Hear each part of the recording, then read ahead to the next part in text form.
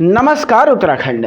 उत्तराखंड की माँ माटी मानुस, जल जंगल जमीन की आवाज, आपका अपना चैनल राष्ट्र नीति उत्तराखंड। दोस्तों, अंकिता को इंसाफ दिलाने की एक और कड़ी में आप सबका स्वागत है। और आज का एपिसोड बहुत ही धमाकेदार होने वाला है। अंकिता केस के भविष्य पर सवाल आज हम उठाएंगे इन दो मुद्दों के साथ। क्यों भाग रहे हैं अंकित और सौरभ नार्को टेस्ट के? क्या इसके पीछे भी इन लोगों की कोई बहुत बड़ी जालसाजी और चाल है? इस मुद्दे को समझेंगे। दूसरा, अगर नार्को टेस्ट में यह हुआ तो क्या बच जाएगा पुलकित? कहीं पुलकित को बचाने की साजिश तो नहीं नार्को टेस्ट? थोड़ी देर में इस मुद्दे पे भी तफसील के साथ चर्चा करेंगे। लेकिन वीडियो आरंभ करने से पहले एक बात मैं आप लोगों से हमेशा कहता हूं, दोस्तों, आप इस मुद्दे को कोई उठाने के लिए तैयार नहीं है। और ऐसे में लगातार हम कह सकते हैं कि राष्ट्र नीति उत्तराखंड ने इस मुद्दे को उठाया है। और कहीं ना कहीं हम कह सकते हैं कि राष्ट्र नीति उत्तराखंड के कमेंट बॉक्स में आप जस्टिस फॉर अंकिता लिखें ताकि हमारा उत्साह बढ़े, और चैनल के वीडियो को लाइक करें ताकि हमें लगे कि हम इस जंग में अकेले नहीं हैं। तो आगे बढ़ते हैं। इसके बाद सबसे पहला सवाल, अंकिता सौरभ नार्को टेस्ट से ये जो है अंकिता और सौरभ क्यों भाग रहे हैं? दोस्तों, 3 अपराधी जो कि आरोपित हैं, अपराधी इनको क्या कहें, आरोपित हैं, ठीक है।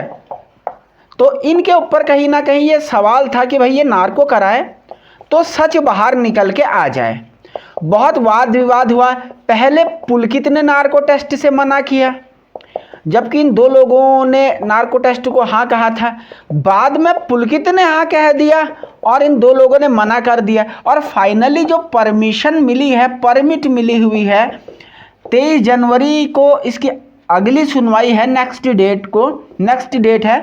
तो पुलकित की सुनवाई पुलकित को मिल गई है, ठीक है। हो सकता है इससे पहले ही ये करा लिया जाए, ऐसा भी सूत्र बता रहे हैं। हो सकता है कि जनवरी के लास्ट में इस टेस्ट को करा दिया जाए नार्को। अब सवाल ये है कि आखिर ये कभी हाँ और कभी ना क्यों हो रहा है, और इन लोगों ने सहमति वापस क्यों ली?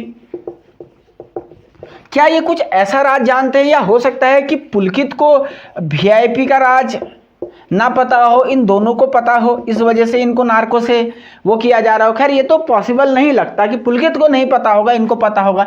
या कुछ ऐसा तो नहीं है कि कुछ ऐसा राज इनको पता था जो पुलकित भी नहीं जानता हो? है क्या मसला? ये लोग नार्को टेस्ट से बचना क्यों चाह रहे हैं?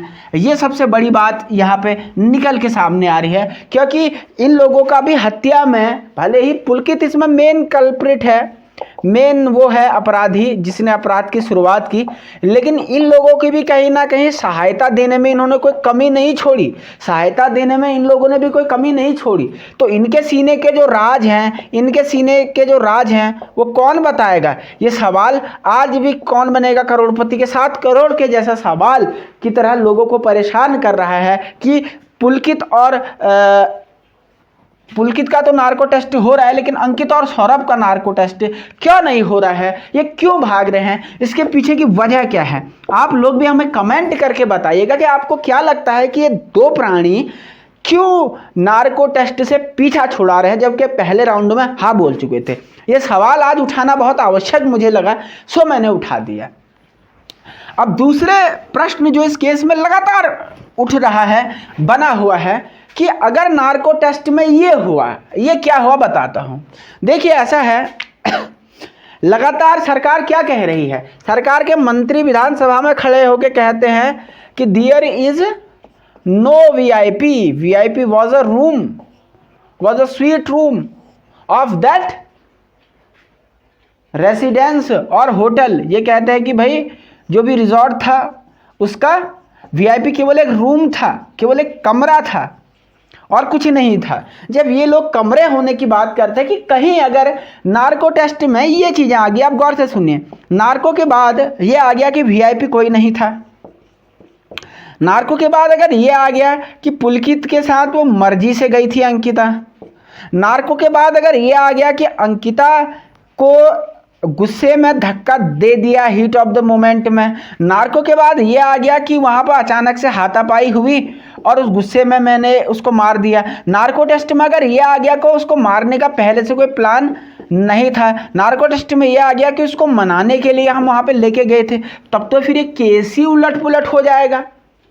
गौर से समझिए, फिर ये केस गैर इरादतन हत्या और कल्पिबल होमिसाइड 209, 304, 307 इस प्रकार की तरफ को ये केस घूमता चला जाएगा और वहाँ पे फांसी तो छोड़िए केवल 10 वर्ष की सजा होगी। और क्योंकि नेताओं के बच्चे हैं, फिर इनसे कहेंगे 10 साल इन्होंने जेल में काटे हैं, 6-7 साल के बाद इनके अच्छे व्यवहार के चलते 2-3 बार ये बीच में पैरोल लेकर के बाहर आएंगे, महीने 2 महीने में, फिर अय्याशी करके उसके बाद वापस चले जाएंगे, फिर 5-7 साल के बाद इनको छोड़ दिया जाएगा क्योंकि इनका जेल में व्यवहार बहुत अच्छा रहा। तब तक आप लोग इस केस को भूल भी चुके होंगे। तो ये पूरा खेल इसमें आगे हो सकता है। तो नार्को टेस्ट इस केस को और पावरफुल भी बना सकता है अगर वीआईपी पता चल गया, लेकिन अगर इसमें कहीं ना कहीं मिलावट हो गई तो इस केस को ये बिल्कुल पुलकित के फ्री होने का संसाधन भी बना सकता है। अब आपको क्या लगता है? आप अपनी बेबाक राय हमें कमेंट करके बताएं, क्योंकि आपके कमेंट का रहता है मुझे बेसब्री से इंतजार। चैनल पर पहली बार हो तो सब्सक्राइब आप जरूर करें, वीडियो पसंद आने पर लाइक करें, दोस्तों के साथ करें शेयर। अंकिता की लड़ाई राष्ट्रनीति के साथ। बहुत बहुत शुक्रिया, धन्यवाद, नमस्कार। देखते रहें राष्ट्रनीति उत्तराखंड।